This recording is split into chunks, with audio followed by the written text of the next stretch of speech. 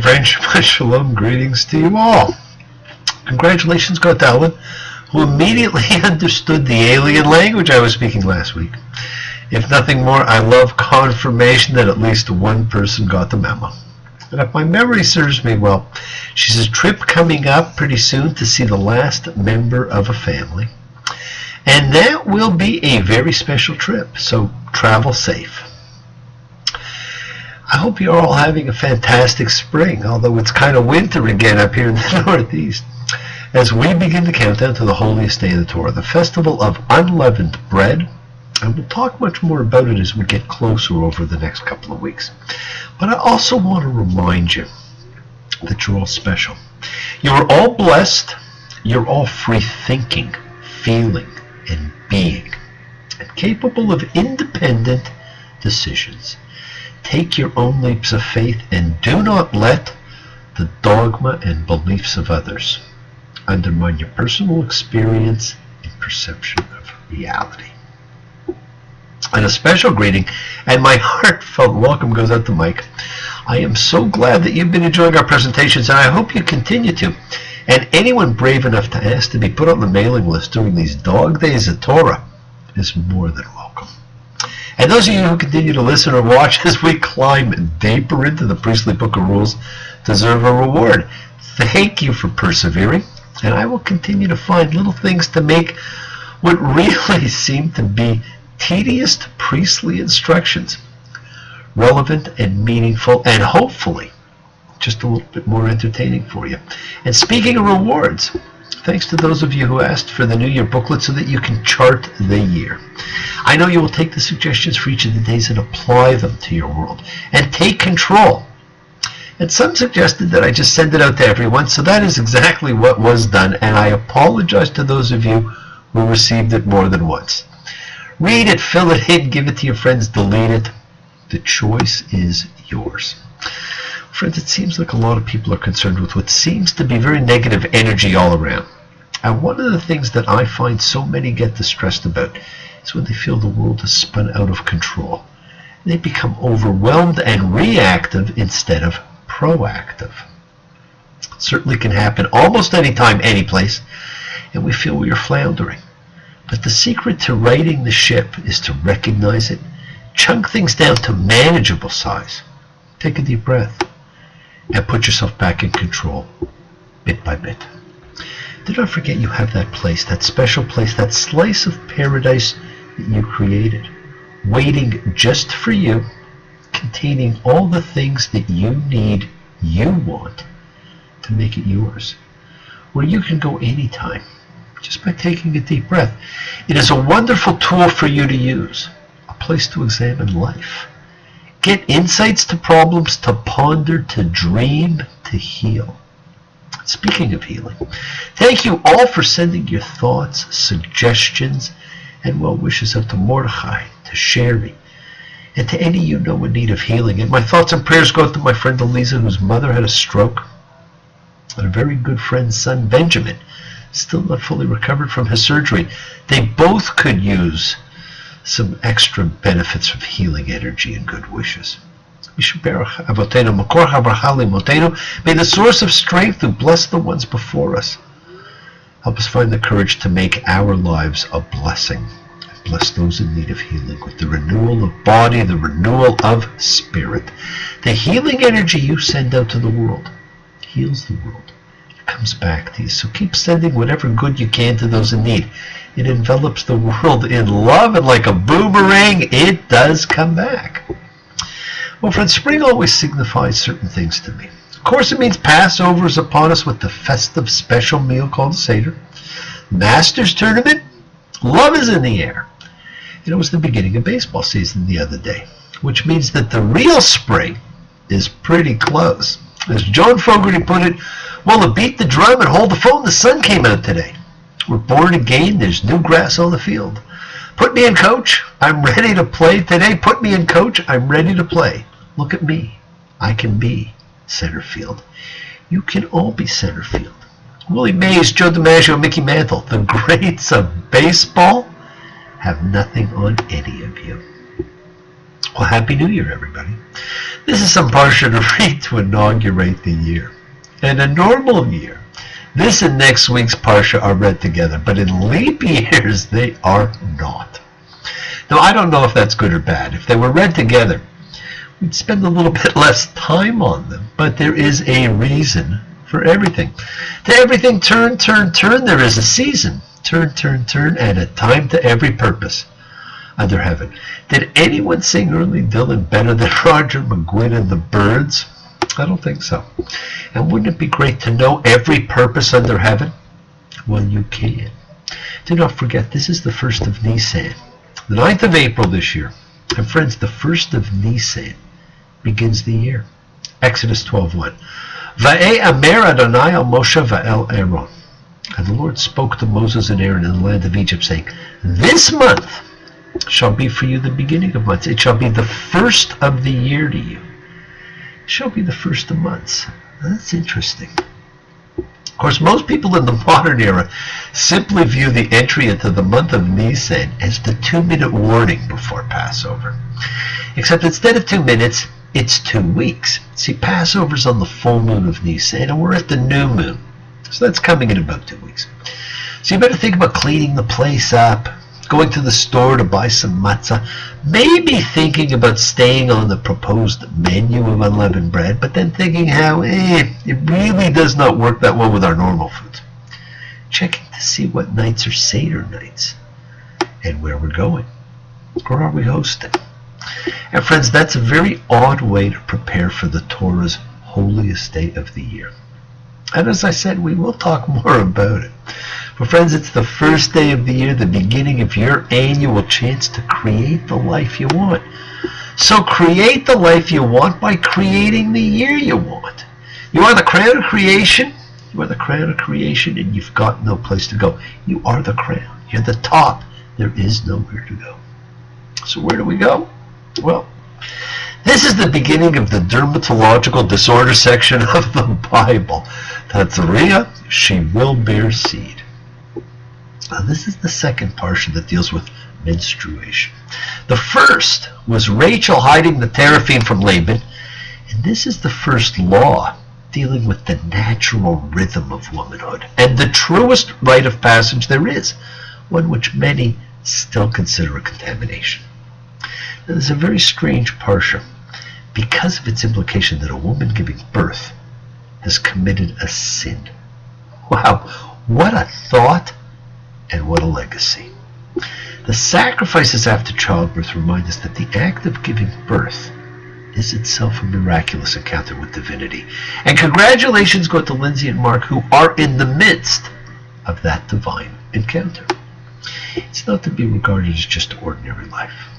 Instead, the Torah grants the event sanctity, significance, by demanding sacrifices. The new baby is a gift from God, and the mother naturally wants to reciprocate with a gift.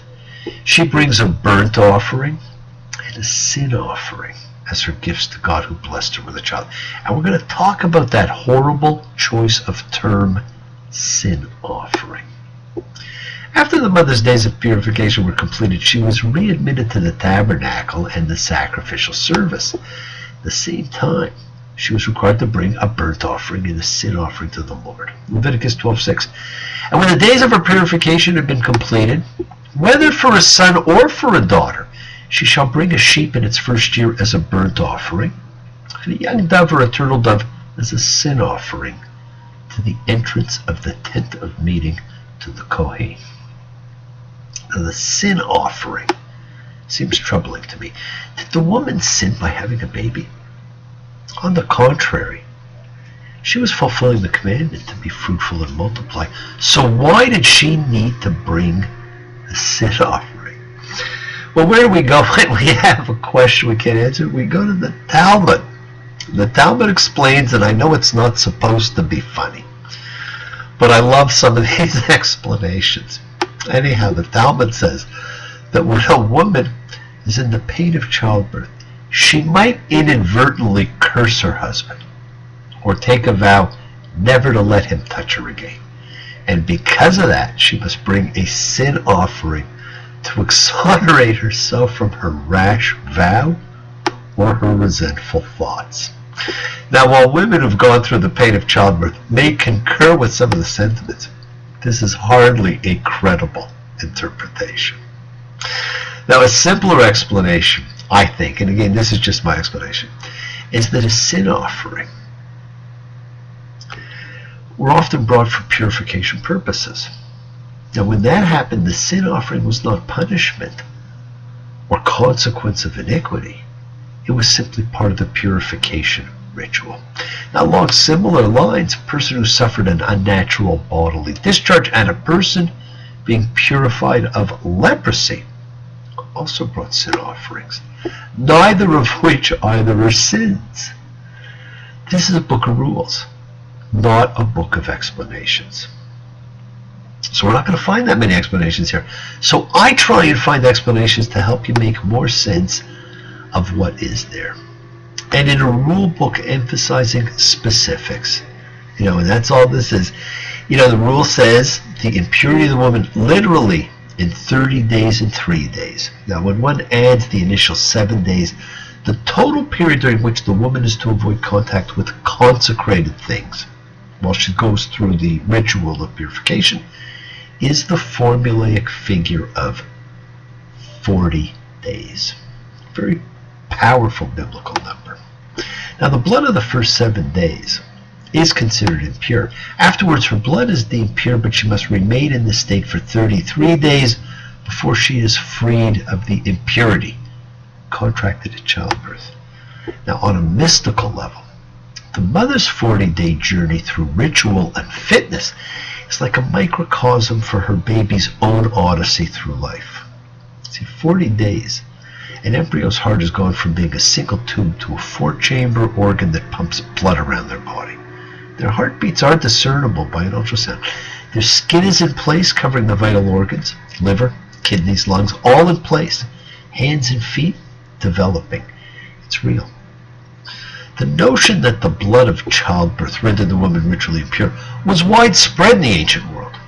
And perhaps ancients simply believed there was seed in the blood discharged by the childbearing woman, so the loss of blood was associated with death, and therefore it conveyed impurity. So again I ask, why a sin? Well, friends, I believe it's in the translation. I believe we should call this an offense offering. Again, this is my belief.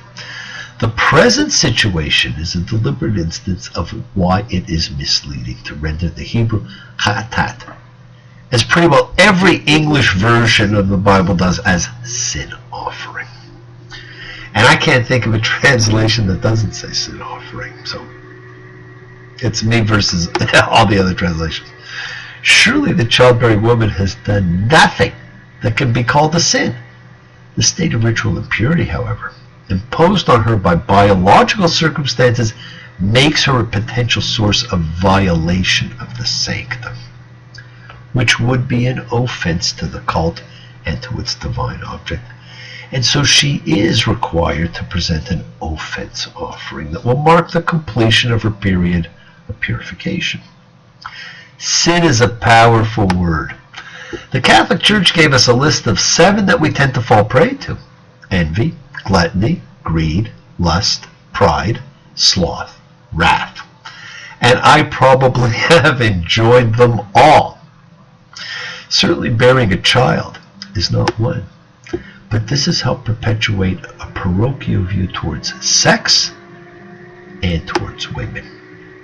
Now, the remainder of this parsha and the next, which I will remind you are normally read together, are about another mistranslated term, leprosy, which ties so much more together. It ties the first sign God tells Moses to perform to show who he is, to the mysterious punishment of Miriam in the desert, to the great sin, there's that word again, of our time, discrimination. The powerful separating of people from inclusivity. And it is told in a medical way. It's a special distress, embarrassing, frightening. One feels ugly. One does not know how long it will last. One wonders if others are making fun, or pitying, or feeling disgusted. But we'll talk about that next time. For now, let's create the year you want. Put your energy into the next 12 days, signifying what you want in the 12 months ahead. Read the book.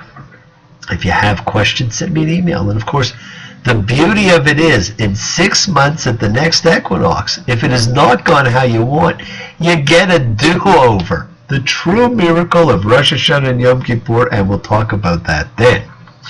The world is sacred, my friends, and so is everything in it. Express your gratitude. Light a candle, make a wish. Celebrate your life and the lives of those you love. Share your feelings with them. Live free, be free. Honor your freedom. Be well, be happy, be blessed. Share it, honor the light, and all live in the light, and continue to shine. Continue to send everybody you know goodwill and love. Pray for peace and freedom for everyone, and end to terror and hatred. Remember, friends, we are a community. We learn together, we celebrate each other, we love each other. Welcome, Mike. We share this ride together, men and women equally. Let us send out love, not fear. Send out peace, harmony, good healing to all who need it. Please do. Learn to forgive, learn to love. Open your hearts. Honor the relationships of your life. Tell those you love that you love them. Take advantage of the time that you have, and remember, the journey is yours to enjoy. It's a great journey. We take twists and turns, the patterns that weave through the fabric of our lives in our effort to grow, to learn, to be, to love, to grow as much as you can. So please do continue to love. Share the light with all who live in the light and all who need the light. Send healing and love to all who need it. Truth is love. And you're starting from scratch. You're starting, with a blank slate. You can imprint your will as you want. So what do you want? Be true to yourselves. This is not the time to lie. Why do people lie? Lying only breaks their hearts and tears their lives apart, making them cry. Tell me why. Tell me why. Why is it true? Why? Tell me why do people lie? Kenny Loggins' great song, Why Do People Lie? Bless you all. Have a fantastic week, a week of love and light and peace and healing and thanks. And send your goodwill to those who need it. If you have questions over these 12 days, please let me know. Keep on dreaming, keep being, keep teaching, keep sharing, keep shining. Keep spreading your holiness. And thank you all for joining me. Shabbat Shalom. It's always a pleasure. Thank you so much. Take care. We'll see you in a week. Bye.